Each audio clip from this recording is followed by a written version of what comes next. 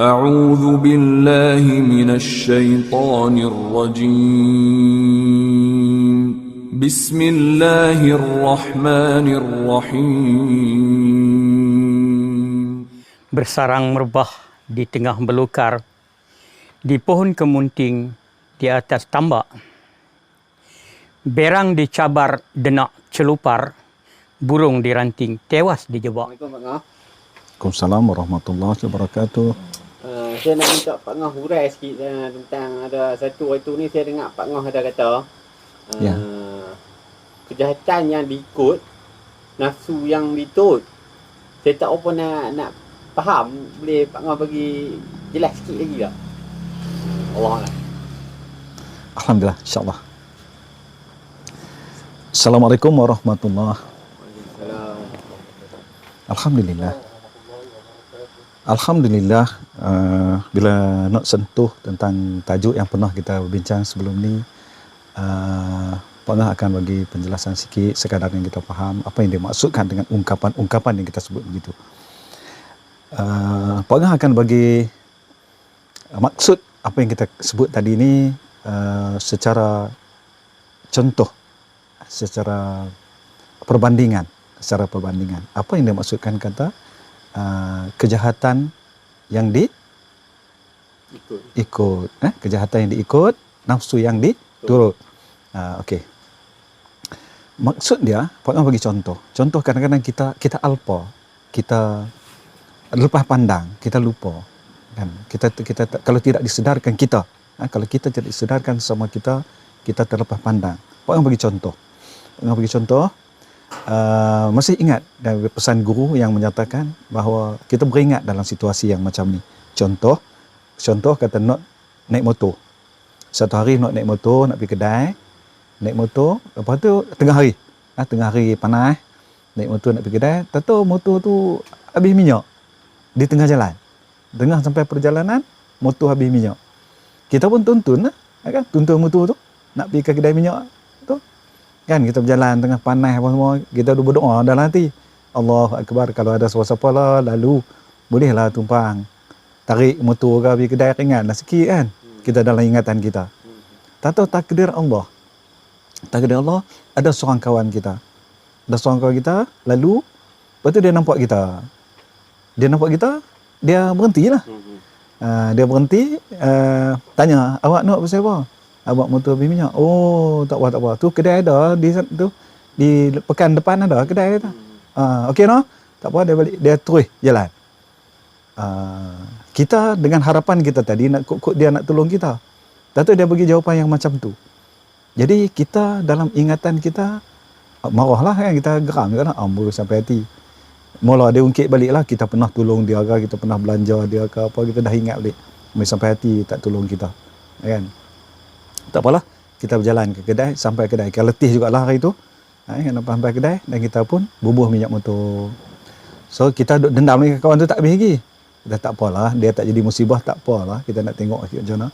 Kan?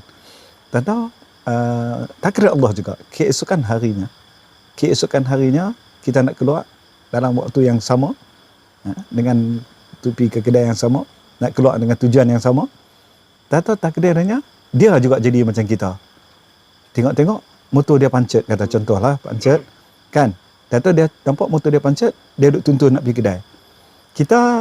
Elok kita selalu, kita pun, ini masa ketika yang elok nak balas balik. Kan? Masa elok nak balas balik, kita berhenti juga. Kita berhenti tanya, awak pasal apa? Dia pun abang motor pancet apa semua ni. Oh, tak apa. Kedai ada tu, kita pun buat situasi macam dia buat kat kita lah. Nak pergi padam muka dia lah cara kita kan. Lepas tu, kita pun terus. Itu yang selalunya kita akan buat. Jadi kita perhatilah. Lepas tu kita perhati. Tapi apa yang sepatutnya kita buat? Ni dalam berilmu, pesan guru yang selalu kita kena ingat, kita kena buat jadi pegangan kita. Kenapa?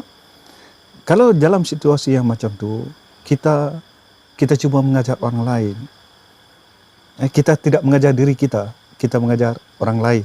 Jika kita nak bagi dia faham, nak bagi dia rasa suasana kita mengajar orang. Tetapi pesan guru, kita mengajar kita sendiri. Kita mengajar diri kita. Jadi kalau dalam situasi itu sepatutnya bila kita nampak dia jadi itu, kita awal-awal lagi kita tolong dia. Kan saya tahu dah kemarin betapa siksanya saya kemarin. Kan dengan jalan kaki jauh dengan panas apa. Itu kongkongnya dengan cara tindakan kita itu yang kita kata kita tidak menurut kejahatan tadi. Itu sebenarnya kita lawan. Nah, kita lawan kejahatan. Kalaulah kita bertindak sama dengan apa yang dia lakukan kepada kita, itulah sebenarnya kita turut, bukan kita lawan. Kan kalau apa yang dia lakukan kita kemarin, kita buat juga seperti yang apa yang dia buat kat kita, berarti kita turut, bukan kita lawan. Tapi apa maksud lawan? Jadi kalau dia melawan kita dengan kejahatan, kita balas dengan kebaikan. Itu baru lawan. Kita macam tu. Pak Ngan teringat satu riwayat yang selalu kita tahu, yang selalu kita dengar, iaitu kisah Imam Anas bin Malik. Imam Anas bin Malik yang dia sedang mengajar muridnya di dalam kelas, murid yang di hadapan muridnya ramai, datang seorang dalam majlis dia. Telah mengatakan sesuatu yang tidak baik tentang dia di hadapan muridnya dengan tujuan dia untuk memalukan dia di hadapan muridnya.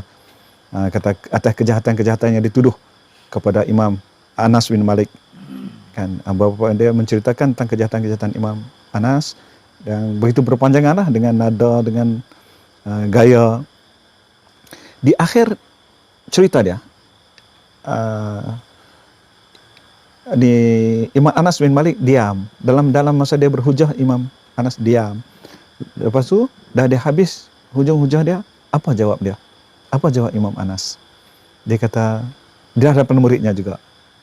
Ya sahabat, dia kata, kalaulah apa yang engkau katakan ini benar, maka Allah ampunkan dosaku.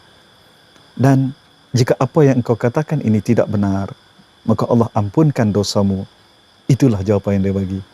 Hancur luluh kalau kita pun dengan jawapan yang seperti itu. Tunjukkan kebaikan kita.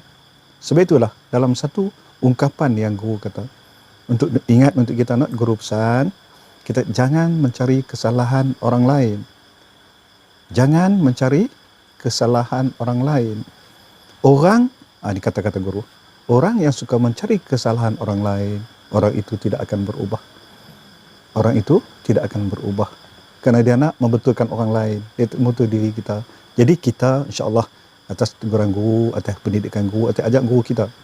Jadi kita mengajar diri kita. Jadi pengalaman yang kita rasa sehari sebelum tu, hari sebelumnya, maka jadi ingatan kepada kita supaya kalau ada orang berlaku situasi macam tu, kita perlu tolong.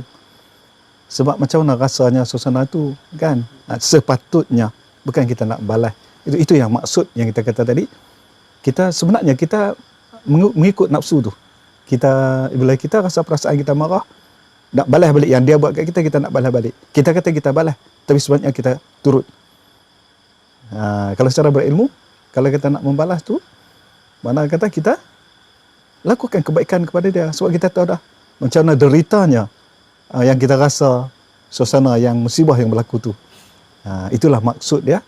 Kata kejahatan yang diturut, nafsu yang diikut. Jadi makna yang orang buat kita anggap sebagai kejahatan, dan yang kita balas balik tu, kita menurut geram kita, marah kita lah, kita kata gitu kan. Sebenarnya tak sepatutnya berlaku. Kita sepatutnya kita tolong dia, bukan yang kita nak balas balik dekat dia. Kalau balas balik dekat tidak ada kesudahannya. Tapi kalau kita tolong dia, mungkin satu keberkatan antara kita dan dia, kan.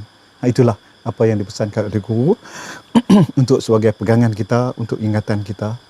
Kita insya-Allah kadar itu dulu yang dapat Pak Ngan katakan. Dan itulah seperti biasa di hujung ni, kalau apa yang kita sentuh tadi, apa yang kita sebut tadi telah menyinggung siapa-siapa, kita mohon maaf.